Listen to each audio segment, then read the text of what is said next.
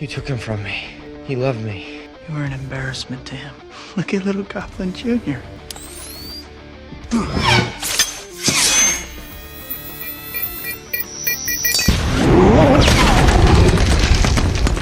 This is Volume 6 of the top 25 most badass scenes in superhero movies.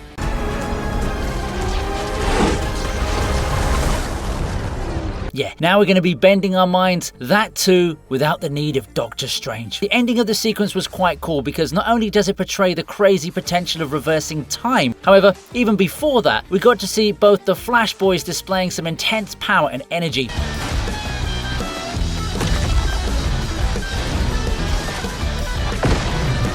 For that particular reason, I love this scene as we see Flash creating thunder tornadoes, lightning bolts, and using them in battle against overpowered Kryptonians. I'll also highlight the part where the young Barry ends Faora. Yeah, that goes on to prove what I said about the Flash's power levels. And to be very honest, I was just happy to see a movie where this character does more than just run. You're in the Justice League, my man. It's the bare minimum for you to fight this way.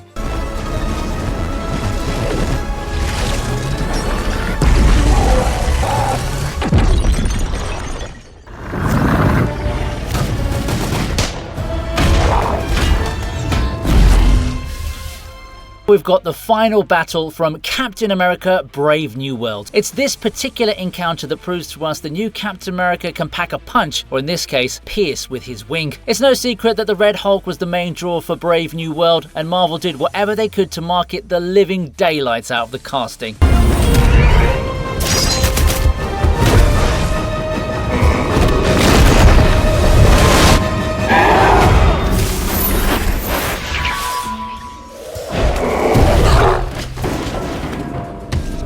It may have been seen as a desperate move, but the Red Hulk didn't disappoint, especially with the number of times he was showing off against Sam. I know that the new Captain America technically neutralizes the Red Hulk here, but Red Wing and those kinetic wings were working overtime to keep our buddy alive. The standout has to be the part where Red Hulk throws a flaming car at Sam and he slices it with his wings in the middle of his dodging. That's a peak moment which somehow reminded me of the stunts from the OG Matrix film. And before I forget, Red Hulk holding Sam by the head and the shot of him looking through his cracked helmet was a super cold visual. Come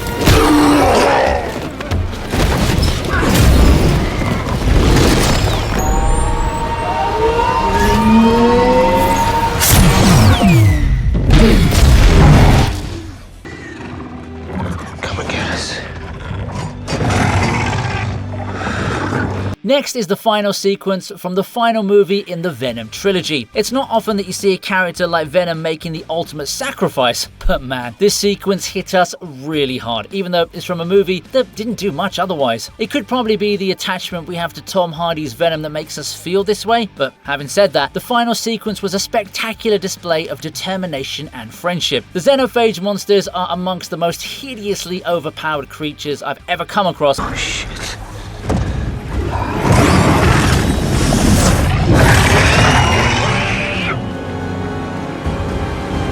But Jesus Christ, Venom was able to absorb not one, but a whole bunch of them. I think it was 5 Xenophages that he managed to hold all by himself, which is nothing short of a miracle, really. Don't forget the fact that these beasts were slicing through symbiotes as if they were chopping vegetables for dinner. So not only was it an emotional farewell, it was also an insanely badass moment. Here's hoping for him to come back, especially if we consider that post-credit scene.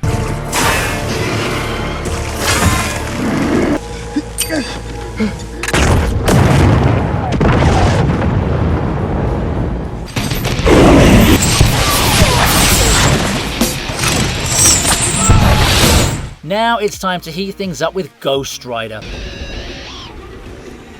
Reload. It's safe to say that it doesn't matter where he goes because mayhem is sure to follow. My previous volumes have covered some impressive moments from the character, but I hope you remember the part where he makes a whole freaking crane his flaming weapon. He starts off with some really weird movements that make you wonder if he's hungover from all the souls he's devoured. Eating up all those bullets was definitely badass, although I think the hangover got the better of our man as he puked it all out moments after. Heck, even a bazooka couldn't get him to lie down for a bit. But then our money shot arrives as we see him take control of the crane and turn it into some kind of demonic weapon.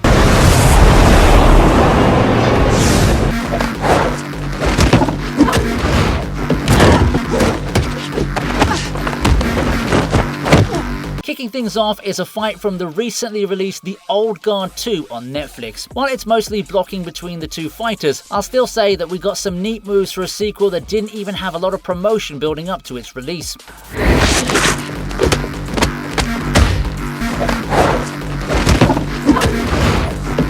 Andy has already proven her skills, especially in the previous movie.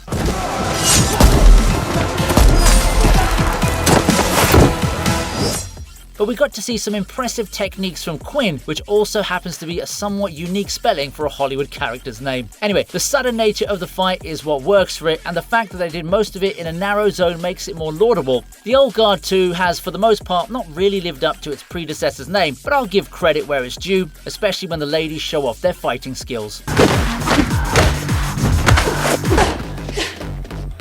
Shut it down.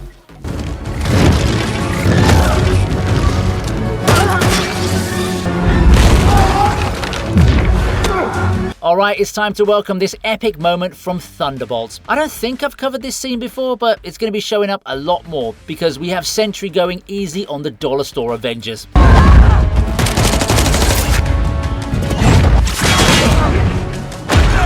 Yeah, that's right. Don't expect me to believe this squad can actually replace the likes of Thor or Iron Man. Well, I don't even need to tell them that because Sentry did while using probably no more than 5% of his power. You know what the craziest thing is here? Sentry had to put in more effort towards ensuring he didn't kill any of the Thunderbolts. He could have easily dropped Alexei off the building, but he brought him back inside. He even allowed his opponents to strike him because an instant counter could have meant instant death. It's one of the most dominant performances I've ever seen in a superhero movie. I like how Bucky thought he could make a difference just by taking off his jacket, only to be slapped away by his own arm.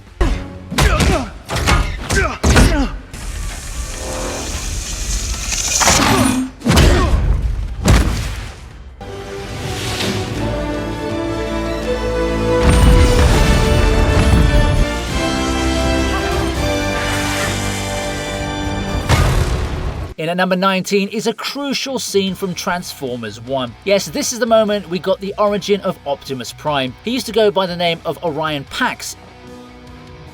Pax, you need to move out of my way before I move you myself. And Megatron was just D16, but all of that changes in this final sequence. After taking a hit deliberately to save Sentinel Prime, Orion proves himself worthy of the title of Prime, which is kind of poetic once you learn that the dude voicing him is Chris Hemsworth, the very worthy God of Thunder. Arise! Optimus Prime. I also love how Megatron ends up taking his name by force. I am Megatron! But Orion is bestowed the name after earning it through his actions. The battle that followed was badass AF. We got to see the true difference in power levels, and eventually Optimus wins quite easily, even though he took a few hits. This is one of the rare occasions where the public fumbled instead of the creators, because how on earth did this movie flop at the box office?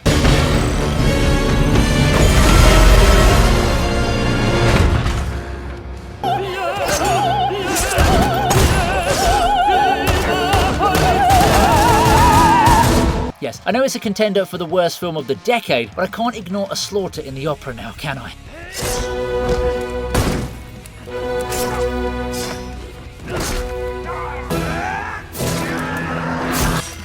I'm not even exaggerating. This is the kind of diabolical stuff that would even make Billy Butcher ask Eric to calm down. Some of the kills here are relentless and just straight up gore fests. Splitting a guy's face or shooting someone through your own body is the kind of hardcore stuff that even the metalheads would want to suggest against. The opera performance in the background is the perfect contrast to the actions we witness in this merciless massacre.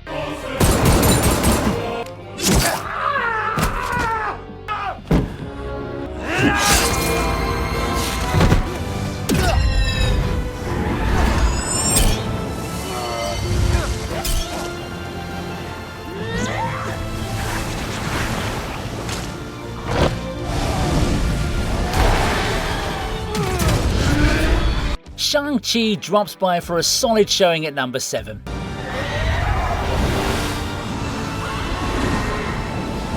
He may have been present in the previous volumes via his own merit, but now it's time for the dragons to take over.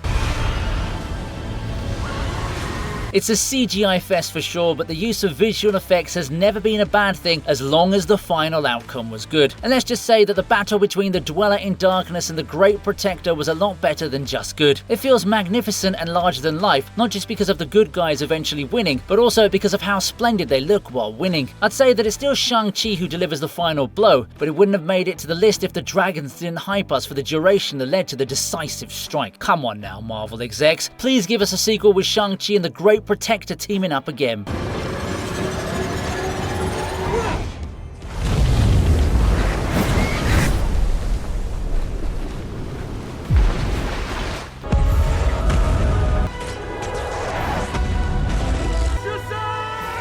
Hey, Shazam manages to make it to the next entry. He may be a goofy dude in general, but here he's really serious while taking out two birds with one stone. He's technically defeating Calypso and Ladon with a supercharged staff. Billy had no reason to believe he could be resurrected, and yet he sacrificed himself willingly, and his determination shone through in this epic encounter. It's funny that we have two entries back to back with evil dragons in them, that too from the main competitors in the comic book market. Rachel Zegler is in this movie. I know it's such a random thing to say, but I do look at her differently considering how the whole Snow White debacle played out.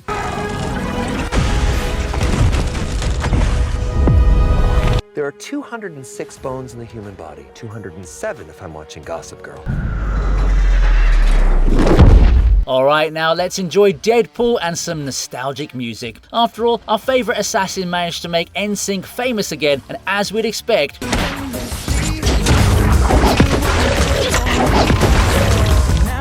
it's while he slaughters a whole bunch of people as if he's come to a gaming parlor. Seeing Deadpool violently massacre the TVA dudes after their PG treatment in the Loki show is oddly satisfying, and I'm sure you agree with me on that. Also, in the credits, they didn't put the dancer in as a stunt double. He was listed alongside the cast as Dancepool. So it's highly possible that the Deadpool who was dancing wasn't the same Deadpool who was inflicting some of the most gruesome violence ever. Yeah, combining brutality, sick choreography, and Justin Timberlake's smooth voice was absolute cinema. This goes to prove that whenever your studio needs a hit movie, just give everyone another Deadpool sequel. I am soaking wet right now.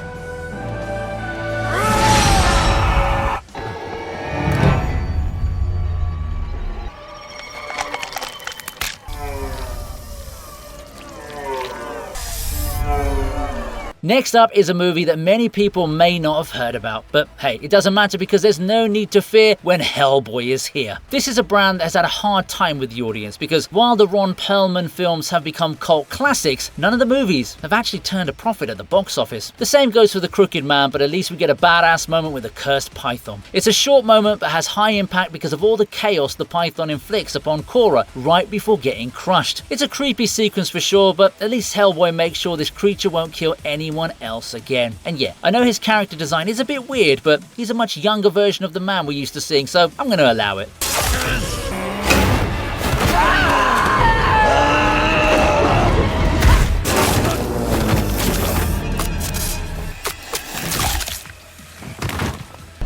Don't move. What the hell?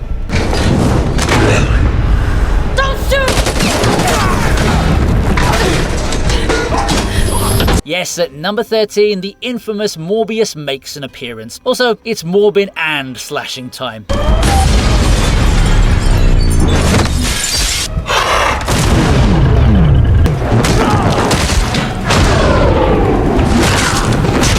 Forget the memes and the disastrous box office results despite the re-release, just focus on the first time we see Morbius in action. That display of power and skill was nothing short of badass, and it terrified us all for a brief moment before somebody decided to make a non-existent line go viral. But to be honest, this sure looked like an appropriate visualization of It's Morbin time. It's a shame that the movie couldn't keep up the pace after this transformation because it's the most appealing part of the movie. Side note, I'm quite certain that Patrick Bateman would be jealous looking at Paul turning into a vampire. Hey, maybe Christian Bale could play this character next. He can definitely manage the weight fluctuations. Jason.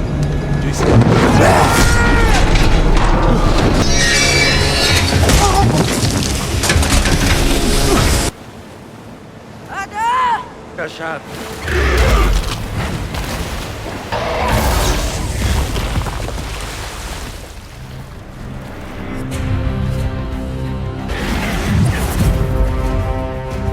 The Eternals are not forgotten as they make up the next entry. Plus, they're making a badass entrance too. While the movie hasn't gained a lot of new fans post-release, there are certain scenes that everyone keeps coming back to, and the opening is a great example of that statement. All of the Eternals show off their powers to us while fighting the Deviants, apart from the non-combat ones, and it's meant for us to understand how they work so well together.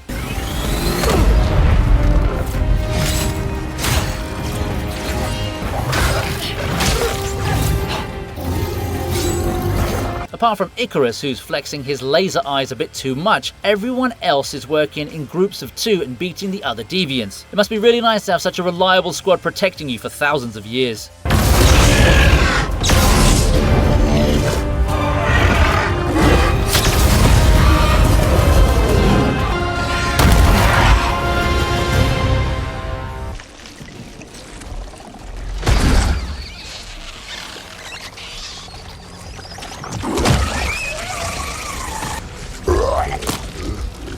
Did not taste good. This entry has Venom showing up once again, and he's telling us that we should always defeat our enemies, even if we have to eat them. Let There Be Carnage may not be as solid as the first Venom movie, but it did have our favourite symbiote mercilessly chomping down on what was essentially a part of him already. It comes right after an intense final battle. Let there be carnage. We need fire. Or sound.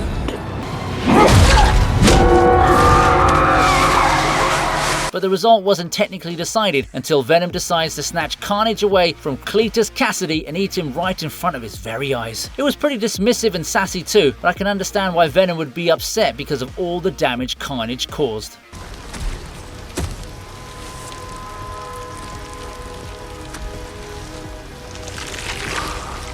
I wanted your friendship. I'm sorry, Cletus. This guy.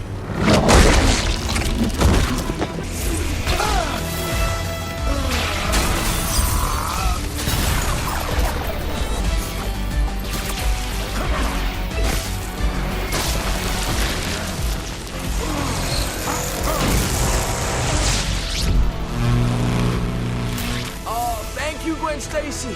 The top 10 kicks off with an amazing display from the Amazing Spider-Man 2. Here he's defeating Electro with some romantic assistance from Gwen Stacy, who proves that she's more than handy in a final encounter. You want me to a car? What are you, a caveman? Shouldn't be here. You tied me up to go off to war? I know how to help you. You can't be here right now. I'm not messing around. You can't be here right now. This is insane. Guess what? I guess it comes from her dad and the cop car she used to smash into Electro. Anyway, the couple work together to defeat him, but not before Spidey cracks some really funny jokes, like calling him Sparkles. Be like a god to them. A god named Sparkles? Anyway, the visuals are on point, and even though we may relate to Tobey Maguire a lot more, let's not forget that Andrew Spider-Man tanked a whole city's worth of electricity in the process of beating Electro. Oh boy.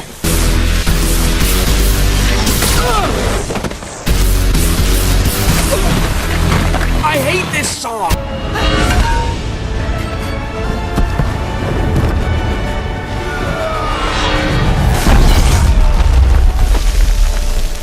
I've got this completely under control. Is that why everything's on fire? Yes, our next entry has our very own Thor. Chris Hemsworth had already shown up in the Transformers entry, but smashing a giant rock dude like it's nothing is a much better display of badassery, in my opinion. I accept your surrender.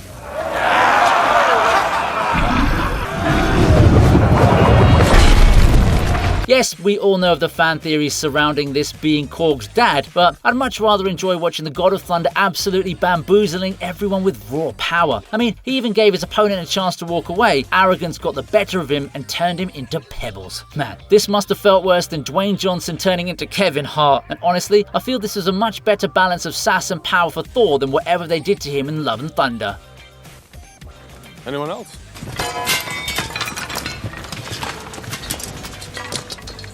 Perhaps next time we should start with the big one. That all you got?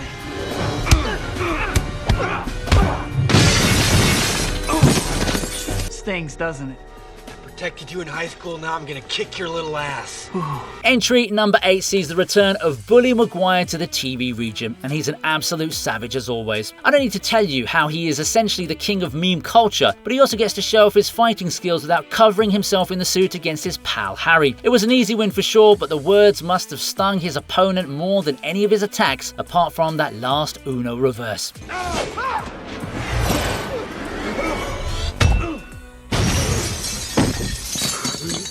You took him from me. He loved me. No, he despised you. You were an embarrassment to him. See, this is the difference between Tobey's Spider-Man and Tom Holland's Spidey. That kid was too soft to do anything about the Goblin bomb in No Way Home. However, our man doesn't just dodge the bomb, he makes sure to throw it back at Harry. The way he walked away was pure aura farming too.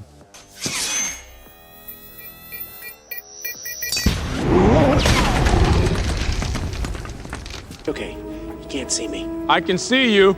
He can see me. Hi, I'm Scott. Did he just say, hi, I'm Scott? I'm a big fan. Appreciate it. I'm Ant-Man. Ant-Man. What, you haven't heard of me? Up next is a brilliant fight between Scott Lang and Sam Wilson. In other words, this is where an ant defeats a falcon. Nobody really expected much from Ant-Man, because what on earth is he going to do against an enemy other than shrink? We obviously didn't know about Giant Man, but Scott doesn't even need that here as he beats Falcon fair and square using his powers to the best possible degree. Naturally, he was underestimated, so that did play a role, but it's still a special achievement to defeat someone who works with the Avengers. If Steve Rogers ever found out about this, I'm pretty sure he'd ask Sam to return that shield. Seemed like a really great guy. It's really important to me that Cap never finds out about this.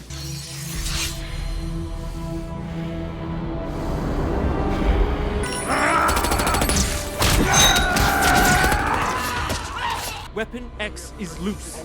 Wolverine is late to the party, coming in at number 6, but hey, Weapon X is out and about, so we're in for a savage outburst.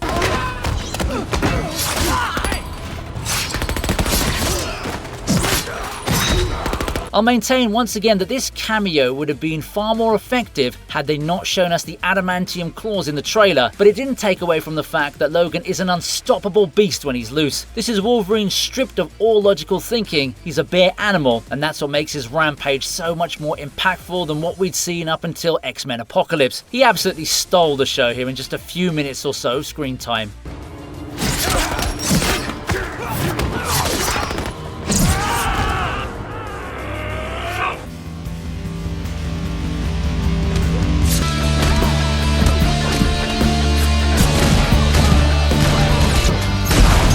My top 5 entries had to begin with this gem from Kick-Ass. Nick Cage is the real Big Daddy, and he justifies it not only with his crazed method of acting, but also with his version of a Batman warehouse fight. I like how we can see the bullets bouncing off him while he gets shot. It does give off the impression of being big and invincible, but at the same time, it also gives us an indication that he's not being defended by 80 inches of plot armor.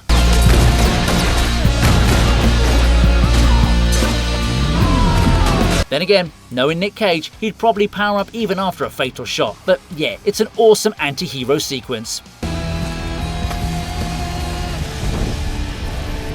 Who the hell is this guy? I'm Batman. Guys, stop. We gotta talk this through. It's good talk. The Avengers have assembled for entry number 4. They're infiltrating the enemy's base here in Age of Ultron, and it's a great opening for a sequel. There's not one superhero being badass here, everyone is. We really need to get inside. And they do whatever they can in their own specific capacities to farm aura. Whether it's Captain America throwing the bike, Hulk with his brute strength, or Tony Stark just casually blasting henchmen away. It's a combination of the OG squad, which will forever remain iconic in the world of cinema. Man, it's so hard to believe that this movie actually came out 10 whole years ago. It's like they're lining up. Well, they're excited. Find the septum. And for gosh sake, watch your language. That's not going away anytime soon. But it is our time. The sun is setting and the magic rises. Lady, you are evil! Here's a surprise from 2016 Suicide Squad for the next entry. El Diablo was already a pretty cool character, but now the flame is on, and that too with deadly intent.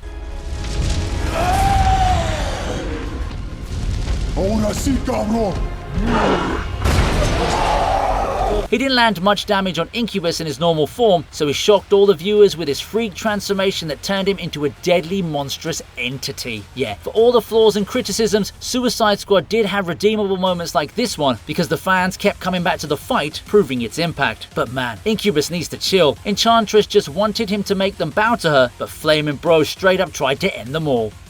Blow it! Blow it. No! Get the team guys stay away.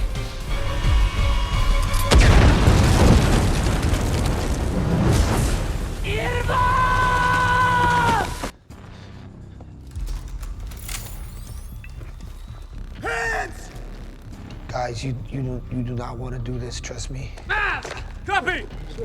All right, have it your own way.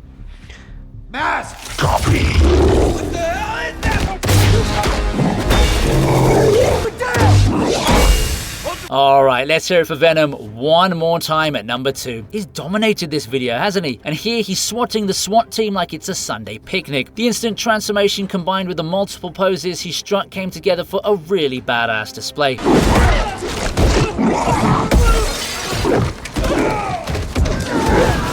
Eddie may not have seemed comfortable with the idea of beating down the law, but there's only so much you can do when you've got an overpowered alien living inside you. The dominance was clear, and there was no way any of those guys were ever going to get one over Venom. They should just be thankful that our man didn't eat all of them. Then again, it was Eddie who made sure he didn't go completely out of control. No!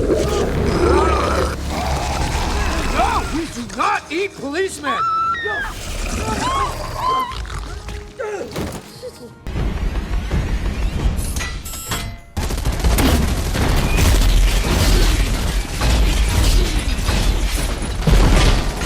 Topping today's list is our very own Iron Man, with some assistance from War Machine. Oh man, you can have your suit back.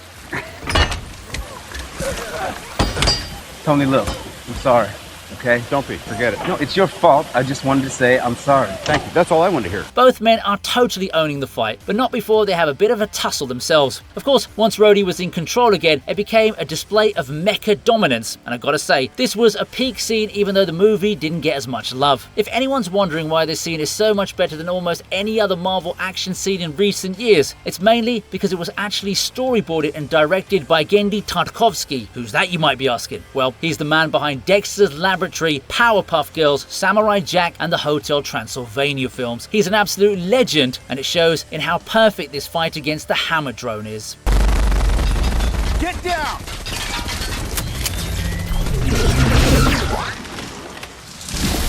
Hope you liked the video. Please subscribe to the TV Regent, and here's another video that I know you're going to enjoy.